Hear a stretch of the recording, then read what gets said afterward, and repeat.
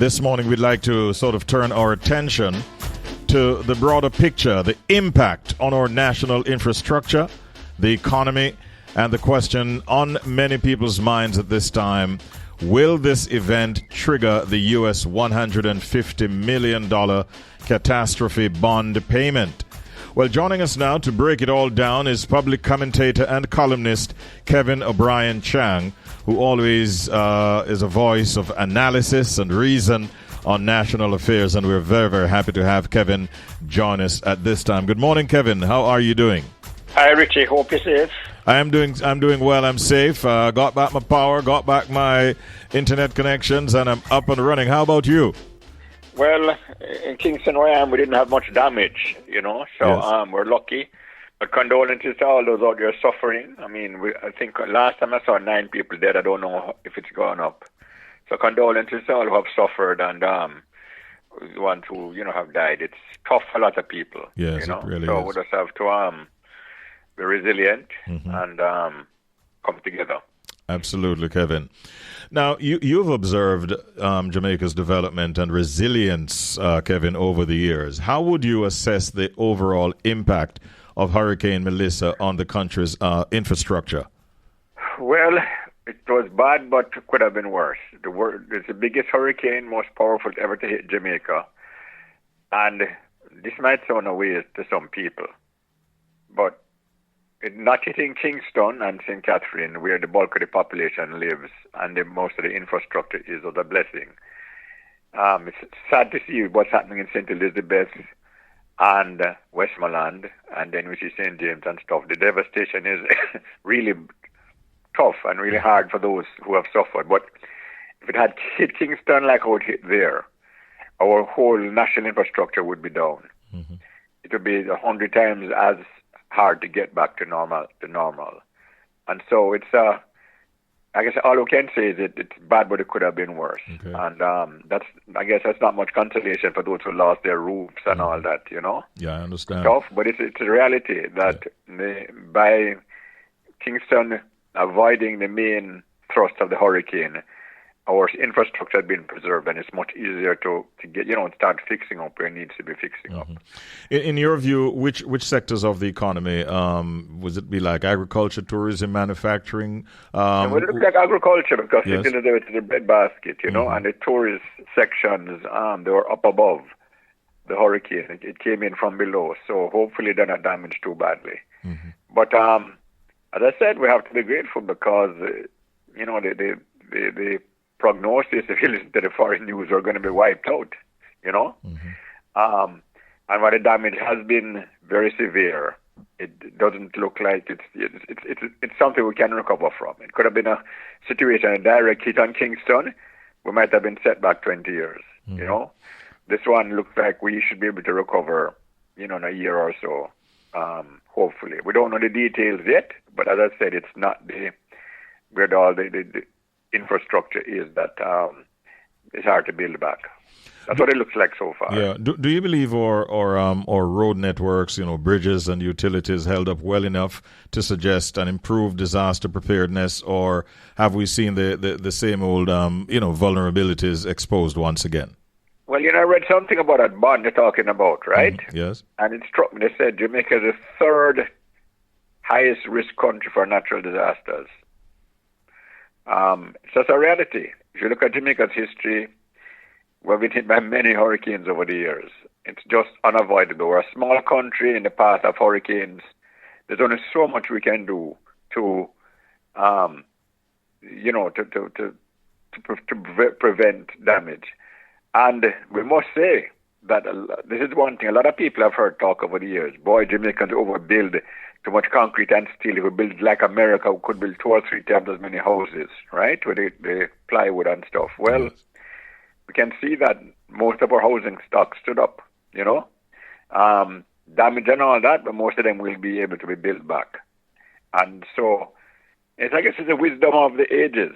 As I said, we have had hurricanes forever since, and we have taken the best precaution measures we can, I think. I'm not sure there's much we could have done, because the more precautions you take, the more expensive it is. It's always a balance. if you take these and you know do all this, you could build your house out of steel, but who could afford it? Right. So I think we are probably have done as well as we could, given our location and reality. And look at Flatbridge. Flatbridge has stood up for 200. Somebody said it's older than America. When the Americans were saying if you're going to be destroyed, Flatbridge has been destroyed. They said no destruction. It's underwater. It will come back. Yes. Flatbridge is older than the USA. So maybe Flatbridge is the symbol of Jamaica. Wow. But I'm wondering whether or not we need to look a little bit more closely at how we construct or install our roofs, because it was a Category 5 hurricane. The slab roofs have proven that the slab roofs are the one that stand up. Yes. I've seen it over and over. Mm-hmm. They're flat and they're kind of ugly, and you want the higher roof, but the slab roofs, every hurricane they hold up. Yeah. And that's a lesson, I guess, that you can get fancy or you can go safe. Mm-hmm. It's a choice, Jamaica's catastrophe bond, Kevin, we understand that was designed to provide financial relief in exactly this kind of situation. Now, based on what we have known so far, do you believe that the parameters for a payout have been met in terms of wind speed, rainfall, damage thresholds? That's what the news suggests. When I read the financial news, it suggests that. And it certainly was a brilliant move by Nigel Clark and Andrew Holness to do this. Many scoffed, foolishness that, but proved very wise. I guess it was based on history. But even then, Richard, it's 150 million US, I believe, right? Yes, that's a the figure. Damage is estimated in the billions, So it's certainly good to have it, but it's certainly not going to cover all the damage. So that would be... It's still a very wise thing to have done, and proves that, listen, people can chat all they want, but if you observe, you cannot help but admire the thinking, I'm going to call it the thinkingness of this administration. They think things through and try to come up with the best plans and the best future plans. You can see the thinking.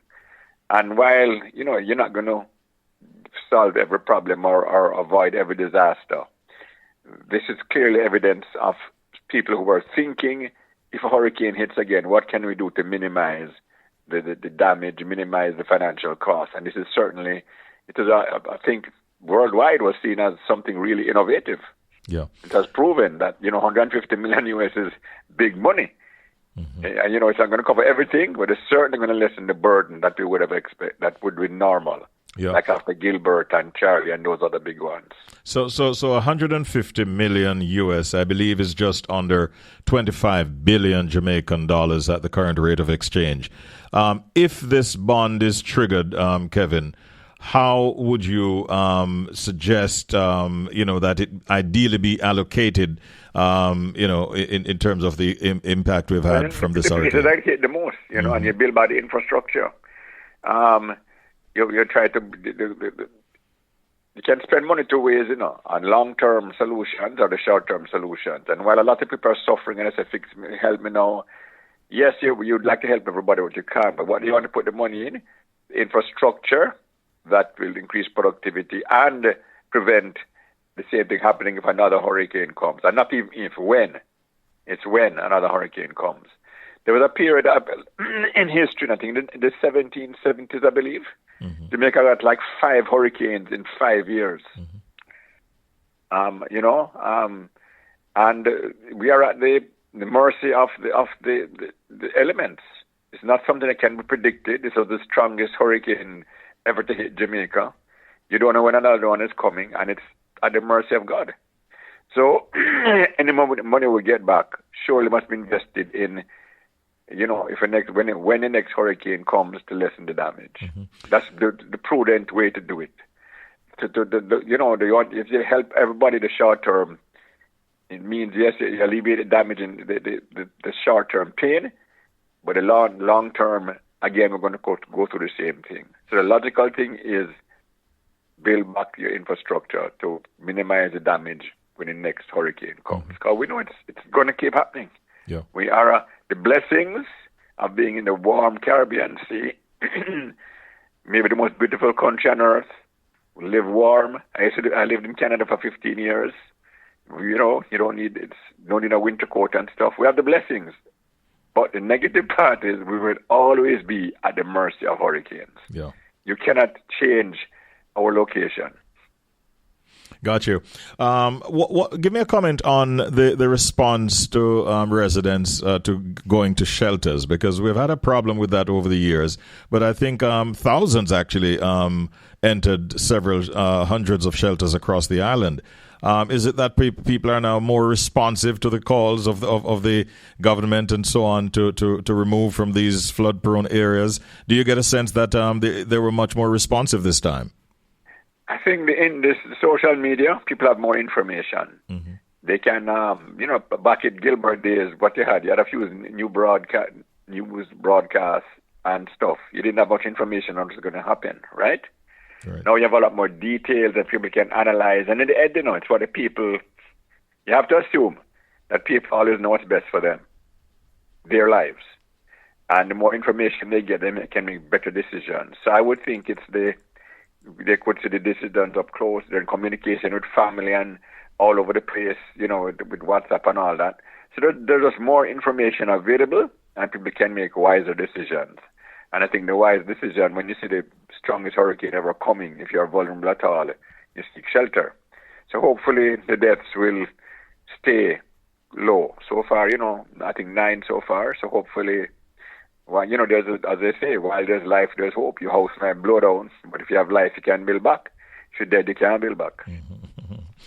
True. What as they say, the road to recovery will definitely take a lot of effort and coordination. But I must say, Richie, one thing. They had a guy who came here and talked about wanting a jacket. I don't know if you saw that on the internet. He's saying he couldn't get a jacket, and he saw a girl that was nice, regular boy. Yes, I saw that. And she said, where could I get one? And he said, here, take this one, I have more. Somebody who works with the reggae boys. The recent Gallup survey, happiness around the world, showed Jamaica was #1 for helping strangers. Oh, really? Yeah. If you look it up, Gallup, it's a news story, Google it. Okay. Jamaica was ranked #1 out of 170 countries or something for helping strangers, and #9 for volunteering. We are a kind people. Yes. I've experienced it myself. People love to beat down Jamaicans, but we are there's no nicer people on earth. A few bad eggs, of course. Yes. But yeah, good look. You can try. Maybe if you haven't, look it up and then you can tell your listeners about it. All right. Ranked by Gallup International Survey, 150 or 70 countries. Jamaica's ranked #1 for helping strangers. That is That fantastic. guy showed, and you can see them coming together. Yeah. You're watching news stories and stuff. Jamaicans unite. They come together. We are a great people, We We'll are. give ourselves enough credit. And that is why we're going to be resilient, and we're going to be building back and building quickly. I want to commend the person who offered that gentleman the jacket. I think it's somebody who works with the JFF based on what he said. And that was really a good deed indeed. And it showed that the statistics were not lying. Yes. Insightful as always, Kevin O'Brien Chang. Thank you so much for sharing your thoughts with us this morning. All and right. you All be the safe. best. All the best. And hopefully everybody, that survive, hardships will not last too long. Thank you. We appreciate that. All the best.